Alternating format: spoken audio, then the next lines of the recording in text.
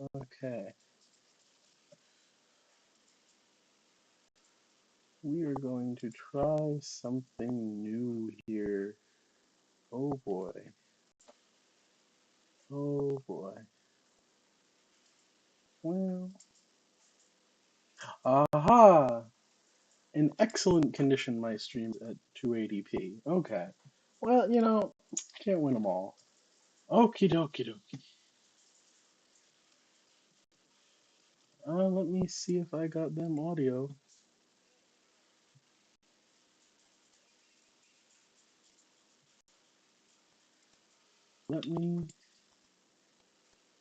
I do.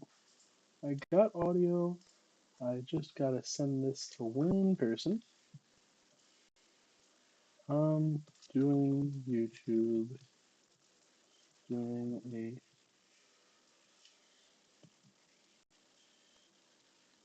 we are getting set up. We are getting set up to stream this up so that it becomes a video automatically. Yep, and then I just copy the YouTube link. Oh yeah, and then I just paste it here, dear. Stream. Let's check if it works. Works just fine for me. Okay. Hmm. Well, I think we are streaming. I think we are. Um, hello everyone. I am just working on a new temper app called for complex numbers. Well, a temper library, really. Um, but I've got a library I'm porting to temper, and we're gonna see how to port some C to temper. So, yeah. So we got complex.temper.md. I need to re-init this file. I did not set it up in the stream. So first, temper init. This makes us a new project, just a source file with a complex and a config, because we're in the directory complex. We do temper build-w dot. This should build us to all our backends, and the first build does take a little longer just because it builds to a bunch of different backends and has to build the whole standard library from scratch. We've got a bunch of Python, Lua, JavaScript, Java, and C#. I don't have a Lua interpreter system, but I do have .NET, Java, JavaScript, and Python installed. JavaScript. So first thing I generally do is I decide not to write a literate program today because I don't feel like it. And as much as Tom disappreciates this, um, my coworker Tom loves dir modules. For the simplicity of it, I will be importing complex.temper from our configuration file. And what this is going to do is it's going to export everything and build the whole library. So like right now, if we look, complex has a .py. If we rebuild it, for instance, in Python, it should update the file system real quick. Yeah, then there's a complex.py that doesn't have anything in it, and the init just imports complex.complex and awaits our safe exit. So, okay. So we're going to implement complex numbers. Cool. So, I guess we're going to start out with the knowledge we have. We're going to export a class complex, right? And I guess it needs a real float 64 and an imaginary or imag. I guess I'm going to call it float 64, right? So we can do complex numbers, just construct them. Like if we write a test of like new complex, right? Assert new complex 1.0, 0.0. And let's call this C actually. So like let C is this. Assert C dot real is 1.0 and the imaginary is 0.0. So if we do test, I think you don't need oh no, you do need a backend. Well, let's test it in Python then. So we're gonna test as a Python library, and this passed that test. I'm gonna move our test to a separate module, test.temper. We're going to put this down here and write the test. So we're going to import let dot dot dot input all of complex.temper and make sure to use a dot slash because otherwise it tries to import a library named complex.temper. Dot slash like just tells it that, hey, I need to locally, like dot slash does.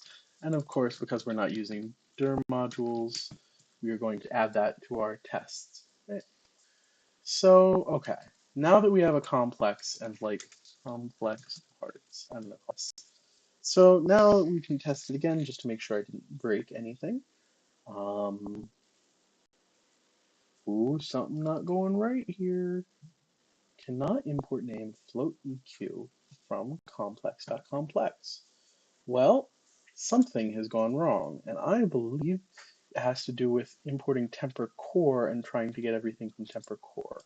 So I guess we should use dir modules after all, which just means you just get rid of all the imports. And I think this is enough to get that working, although I'm not sure. There is a bug Python at the current moment that we might need to switch to JavaScript. So let's try testing with JavaScript because sometimes the backends have little edge cases and we're trying to iron them out. We're trying to get temper to work exactly the same between all backends. So yeah, that's it. Yeah, so it works on JavaScript. So you were just having a problem with the Python. That's fair. Tests are kind of the way we do tests is kind of unique. So it makes sense that they aren't exactly perfect yet. So yeah, we can do complex.real and complex.imaginary. Um, okay, so C to A probably is a toString function, and it probably just prints it. So I'm going to make a public toString, right? What it's going to do is return a string, and I guess I have this format. Yeah, I'm just going to write my own. Real.toString, because string templates in Temper right now are they only take strings. We might add the feature eventually where they can take different things, like they can take integers and turn them into a string by calling their toString method. We don't have that yet, but we might eventually. So yeah. Um, yeah, so this is our little toString method. If we then do a test of complex toString, right? Let's see is a new complex of 49.0. I'm just pulling these out of my favorite numbers. And 84.0 assert c.toString is equal to 49.0 plus 84.0i. Let's see if this works. So we should get 2 tests passing or a failure if we don't. Test pass, 2 out of 2. Wonderful. So yeah, we now have this C to A, CS is our next one. I guess this namespace is C, so I should do ABS as our thing. This should return a float 64, and it's just num.real plus, and num is our argument, so it should really just be return real times real plus image times image. Remember, in temper you don't need this dot, like in JavaScript, or self dot like in Python, or self colon like in Lua. You can just do it like, you can just say the name of the thing if you're in the class, because classes are kind of like macro. They kind of have a scope that they use, and that scope is within the class. So you can use this dot, but you don't have to. So we're going to use the root method on float64, which, you know, so absolute. So let's do like a test of complex to ABS. And let's make a complex that is just 1, 1, assert c.abs, and this should be, what, square root of 2.0, and then we're just going to take that square root, right? So if I did something wrong, it should us now or forever hold its peace. Yes, perfect. Complex absolute value works. So complex value looks just like a copy. Not sure, we're going to this one. Complex argument is argz is a tan z over Okay, I'll write an arg function. Arg is going to be returning a float 64, and it just returns real.atan to command, right? So argz is 18. Okay, yay. I don't know how to test arg yet. We're gonna figure out. We're gonna add a little do test. Okie doke. So next we have conjugate, which is negate the imaginary. That's easy enough. I'll let conj, right? Returns the complex and is a new complex of real and negative imaginary. Yeah, because that just flips it along the y-axis. So we'll test of complex conj. Let C equals new complex, and we're going to do 2.0 and 3.0, and assert C dot conj dot toString. I don't have a complex comparison yet. Maybe I should. Just we're going to say 2.0 plus minus 3.0i. And that's kind of rough, plus minus. So we'll see if this does what we want. But I don't really like the plus minus. I bet if imaginary is less than 0, we should really, if it's less than 0, right? Else we will return a minus and then the inverse of it. So yeah, I've got to use the right keybinds. So minus image.toString, right? So then this will fail because it wants minus 3i, and I should really add this. So like, let's see, negative is like 1 negative 2.0, right? And we'll assert negative dot real. Let's make this like negative 3, negative 2.0. Yeah, and actually we wanted this in toString, didn't we? Negative dot toString is going to have to be, it must be negative 3.0 minus 2.0i. Yep. So that is expecting it to be that, but it got our nicer version. So it will still pass the other one, and we just have to rewrite this. And we'll rerun all our tests. And these all should pass, I hope. Yep, they all passed. So conjugates of complex numbers now works. Next one, log. Ooh dear. Ooh dearie me. Ooh, get an eye reaction from Mike, the guy I work for. He's real nice. He helps me write temper. So we're going to do a log function. I bet I can write a complex log. So let's write the test first, right? Hi, Mike. How you doing? It's nice to see you here. I started the stream and just been writing a little bit of temper, doing some testing, doing a complex number class for the for temper, because I thought that would be a nice example. Peachy Keen, thanks. Good to hear. Good to hear. I'm doing a low latency stream, so I should be able to read your messages fairly soon as they come in. But I don't know log works, so I'm just going to test it.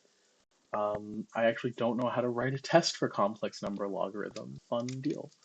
But I can just copy the implementation. So like log of a complex returns a. Ooh no, log returns a complex, doesn't it? Yeah. So I'm implementing log porting from C to temper to show people how you can port from C to temper. So like we need like a let, and you don't need to type variables in temper, like they're automatically typed. So if you just say let like x equals, and we've been doing with let C equals complex earlier, like let C equals new complex, we could say let C colon complex, but we don't gotta. We can it'll figure that out.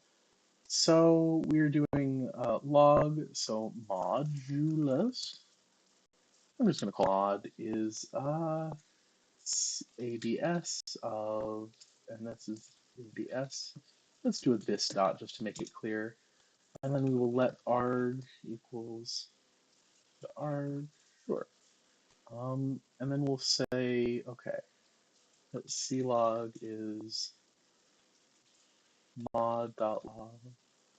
Ooh, no, that's an integer. That's a float. So we have to do float.log. Um,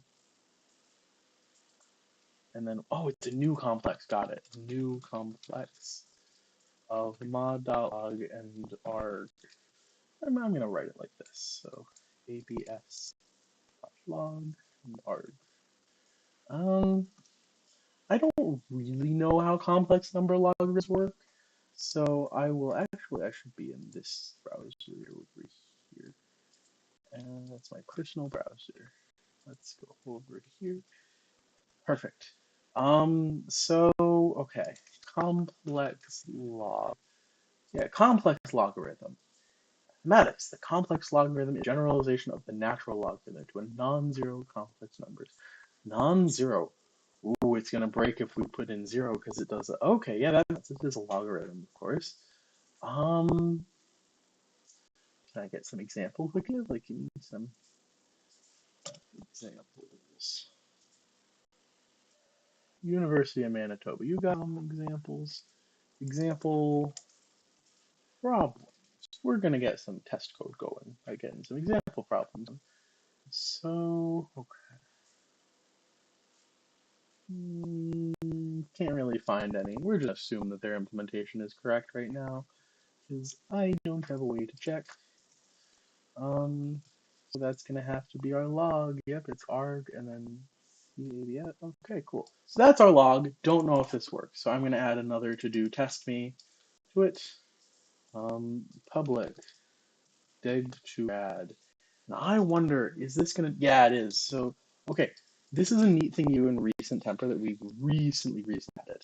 It's called a extension method. And what you do is basically you write the method you want. So basically to rad, right? And it takes an arg float 64 and it returns a float 64. It takes whatever types you want, right?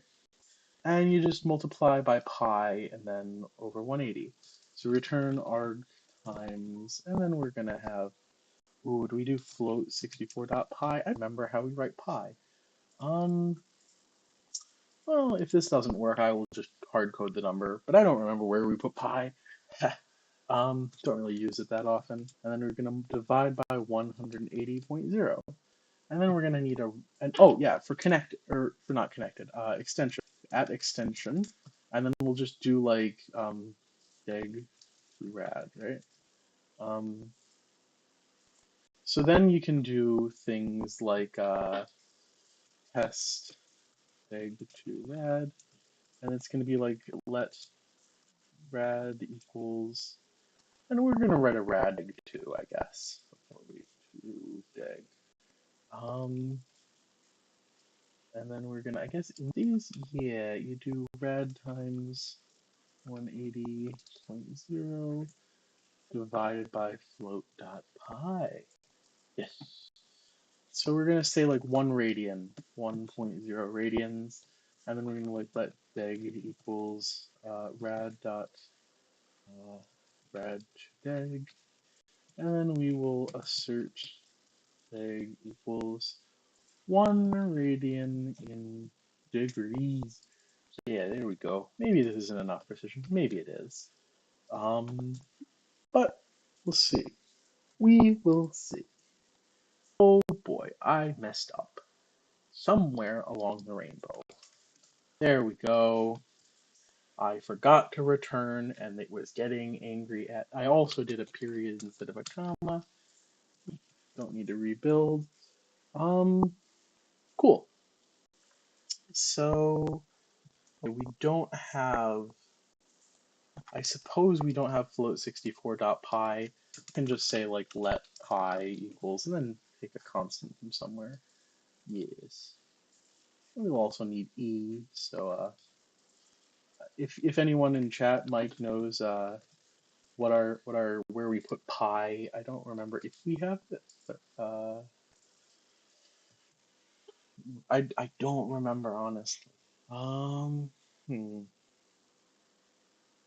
Like, okay, so it's supposed to. Ooh, deg to rad should be 66.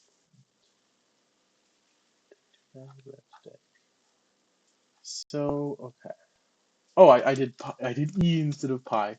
Whoopsie. wrong circle constant, wrong constant in general. And it's going to probably out precision me, so I'm going to have some sort of precision error, 57 point. That looks close enough to my number that I'm just going to copy that from the test. And this should be rad to deg, really. So then I will also write a deg to rad test. And it's going to be, hey, take this number, convert degrees to radians, and it should be like, I don't know, what should it be? It should be 1.0. You could also say like, okay, if we take like assert, and then we're gonna say like 180 dot deg to rad equals that, right? So that should be pi, and these should be equal. So I should have 6 tests passing, I think.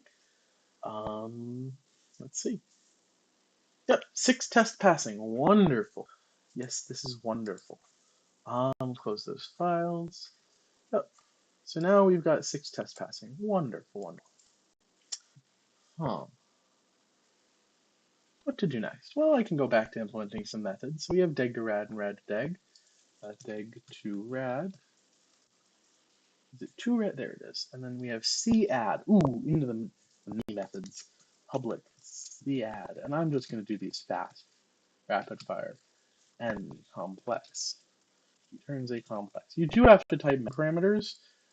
This is because our typer, like our type checker, it's a lot nicer if you type parameters because it makes the errors nicer. Like if you give it something wrong, it'll know that it was wrong and doesn't mistype the method and have an error within the method or the function or whatever.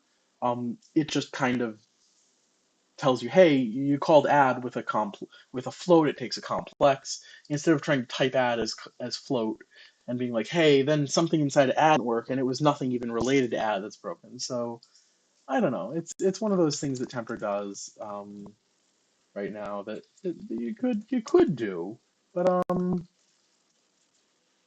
know why. I don't know why you would. So we just do add. Add is real simple. It's a linear add on arguments. We're gonna write a mul. No, diff. Oh, we call it diff. That's fun. So we get just minuses in each. We're going to want to multiply, which is this thing. Oh, yeah, because you have to distribute. Yeah, that makes sense. Mul. Actually, is this sub? It might be sub. Let's call it sub for now. So it's real times real. Okay. Minus image times image. And then we get real times image plus image times real. Okay, real times image plus image times and that real. Cool. And then division, oh boy, we have to compute a denominator first. Fun, fun, fun. So you do a div, and we're going to let our contemporary be like let den is a new complex, and you could use a property bag here. I don't feel like it right now. Real times real, image times image. So I guess this is doing some operator like squaring it. I think it's not squaring it because it's squaring the parts of it. And it's going to be the real is going to be real times real plus image times image, and we're going to have to type these correctly. N.image, image. And these have to be these all have to be n. Okay. Cool deal. Cool. And then we have real image divided by, and this whole thing divided by den. Okay? Similar deal, but it is image real. I feel like this was this.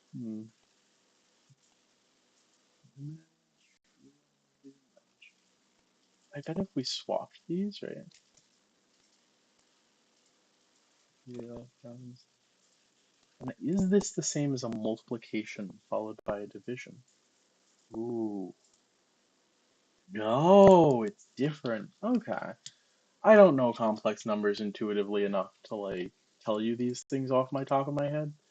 But yeah, it's cool. So yeah, we've now got basic operations on complex numbers. Public x is a n of complex, and it of course returns a complex colon. Let temp is c value, and I don't think I implemented c value. C value is just, oh, construct a value. Okay, cool. So x is real and image. So we're going to start out by this, and then let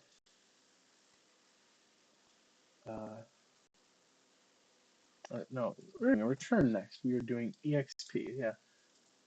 So return, they do an inline return, new complex of e.pow real times image close. Where do we use temp? Do we use temp? No, we do not.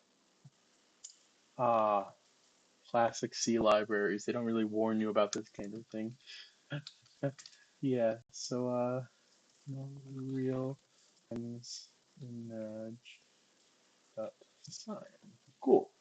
So this looks correct. Let me see that C value isn't doing something weird here. No, it's just an unused temporary that's set to. Okay, well, libraries be libraries. This happens. And in temper, you can update all your libraries at once because it's not like it's not just one language. It compiles to a bunch of them. Uh, yeah. So, mhm. And then we have. I'm actually right now. I think I'm going to see if the complex numbers are good enough to implement a simple Mandelbrot like we did yesterday on the last stream. I don't think that one. No, it is on YouTube. Yes. So if we write Mandel temper, and we don't have to import anything. We don't need our tests open right now. We don't even need our complex numbers open right now. We can look at yesterday's Mandelbrot, um, which was a complex mess of internal complex numbers. So let's do the Mandelbrot formula, right? Z is zn squared plus c. So let's say let z is new complex 0, 0.0, 0.0. For var I is 0, I is less than 1,000, I plus plus, right? And then it's going to be z, and we're going to need to make this a var. Z is z dot pow, or z dot mol z, sure, plus dot add c. And what does Mandelbrot start at? I guess this is c, and then we like we need a var z is a new complex of 0.0 and 0.0. So this will give us the center Mandelbrot point. And if I take our code from yesterday, I take our Mandelbrot from yesterday, okay, give us our remapping, and do this as our inner loop instead of that. I should probably paste it and then move this up, move this out, down. And then you can see that it becomes a little more clear that z.abs is less than 4, right? So let's just blindly run this. I don't know if this will work. Who knows? That's why we got the runner, right? That's why we can run things. Oh, and we have to do library complex. Yes. And if this freezes for too long, so yeah, we've got some errors. We've got image. We've got e.pow And E is undefined for some reason. Oh dear. Oh dear. Um, huh. So I am going to start at the top. I always should start at the top. Image, and let's try rerunning this. Because Den was being confused by image, and that was confusing complex. Okay, e.pow, the next thing failing. So, inputs float 64 in complex. And let's look at our code again, our X. Oh, so we have, or it's not X that's failing, it is div. So let's look at div again. Denominator should be a long double because it's not a complex. Okay, it's a float 64, cool. So let's just kind of inline these, put these up there, and it should be this times that plus this times that, not construct this times that. Lol. So yep, now that we've that, it should have a lot less errors, maybe not none. Yeah, so e.pow is getting an invalid type times imag.close. Um, hmm. Invalid. E.pow real is invalid. Do we not have powers? And we don't need exp for our current problem, so I'm going to get rid of exp for the time being. Yeah. Yep. So, boy, it's surely taking a second.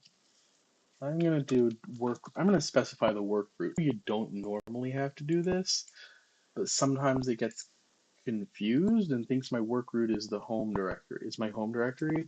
This is because my development build of temper is kind of broken. Normal builds won't do this as often, or even at all, I don't think.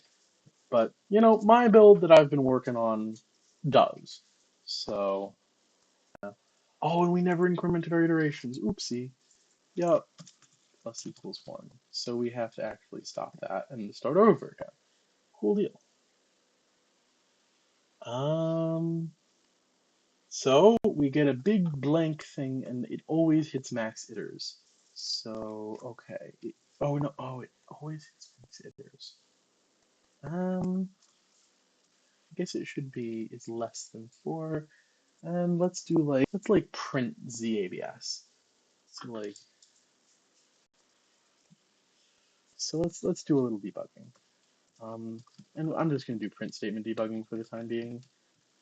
But, C should be rx.runx. Yeah, I see what I'm doing wrong. I am not actually inputting any numbers into our Mandelbrot. Now it's constant because I'm putting in constants. Ha, that was pretty good. I didn't even realize. But now I got it. So let's see if this actually is a Mandelbrot. Woo! Done a Mandelbrot using complex numbers this time. Wonderful. Okay. So yeah, and now you can see that it runs in JavaScript. And it outputs a bunch of JavaScript code, like get rid of temper.out. Delete these. And we're going to wait for it's locked. Well, I don't really think it is. That's rude. That is rude. That is rude, guys. This is rude behavior of Windows. But, we're gonna really, okay. I don't remember how to get this rid of it. What could possibly be looking? Let me restart code. So I'm going to open up my files, go into code, stream, 1 second, complex, and temper that out, and just remove from the windows because close the program. I'm going to close a bunch of programs. It better be working. After I close all of them.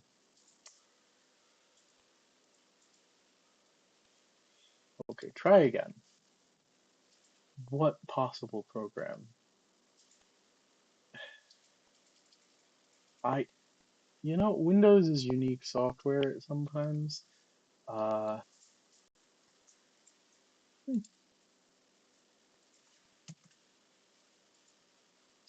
I just can't edit it. That's really interesting. Um, yeah, so it's 12:30, and that doesn't really mean particularly anything, but um, it just means that it's 12:30. Yeah. I just wanted to announce the time, like I'm a news guy. I'm a news guy. I'm not a news guy. I'm just a streamer. It's not well. If you can't remove it one way, remove it another. Permission denied. I don't know what the problem is. I really don't. Um, sorry. Sorry, complex. Let me get out of there. Complex. We go into here. Something is breaking my windows, and I'm unsure of what. Um, has anyone seen that error before? The one that goes, "Hey, you can't delete this because it's open," but I swear to God, it's not open. Uh, yeah. Anyway, what I was getting at, oh, jeez, was that you can run temper code as JavaScript, and it outputs a big ball of JavaScript that that has some complex numbers in it. Your class complex, you see it has a toString, has a bunch of methods. Yeah, when was that sent? Did Mike send that recently? Um, I don't know. Yeah, it is pretty nice. I think. I think it's nice. I agree. Um, so we've got our JavaScript, and if I change our backend from JavaScript to like, I don't know, Python, it should run as Python just fine and output a big ball of Python, and the ball Python will, of course, run our code. We can also do, I think I have Lua installed now. It was installing in the background as I started running this, so maybe it's done. Yes. We can also do C sharp, which will output a big C sharp code, but you can see it's output some Lua code uh, for our types. It creates a complex type. It returns them in an exports thing that I did. C sharp builds, it even compiles to a nice little executable. So if we go into bin, we can see complexprogram.exe. Not a huge one either. It's pretty good. And then if we can do Java, and eventually we'll be able to do Rust. Eventually we will be able to write Rust code in Temper, and that means that you can like compile Temper to Rust, use Temper libraries from Rust, and interoperate very opaquely or very transparently between the two. Temper's interoperability with other languages is meant to be like super duper uh, like it's meant to be very clean and not use an object system in the language that it's compiling to. So like an int is going to be an int. A like float 64 is going to be either a double or like a float number in JavaScript. Um, it's not going to use complex list types that are special to temper. It's mostly going to use an array list in Java or similar, or a list in Python, or a list in Java, or an array in JavaScript, or a table in Lua, right? It's not going to do something super fancy, but it will do fancy things to get it. It doesn't have to. But yeah, now we've got some Java programs built. We've got like our complex classes. We've got the Java program itself, which actually does all the things. Like if we get, I think it's complex global that'll have the initializer. Yeah, this actually like implements, like this is our implementation in Java of the temper code because it just compiles to it. But yeah, we've now got the same complex numbers library running in all these backends. So yeah, I think we have kind of done one. I didn't really know enough about complex numbers, but I'm going to add this code. We're going to say wrote the complex number library. Cool. Well, it seems committed. So that should be about the end of the stream. Does anyone have any questions, any comments, or concerns? And you've got anything? Because, yeah, this has been Temper. It's really cool. Uh, actually fairly easy to use too. Like once you get used to temper, it feels a lot like very typed JavaScript, but it doesn't have a lot of the age of TypeScript, a lot of the baggage. But, and TypeScript was a big like inspiration. So yeah, that's about all, folks. If no one has any wrapping up questions, I'm going to say goodbye and end the stream. Bye all.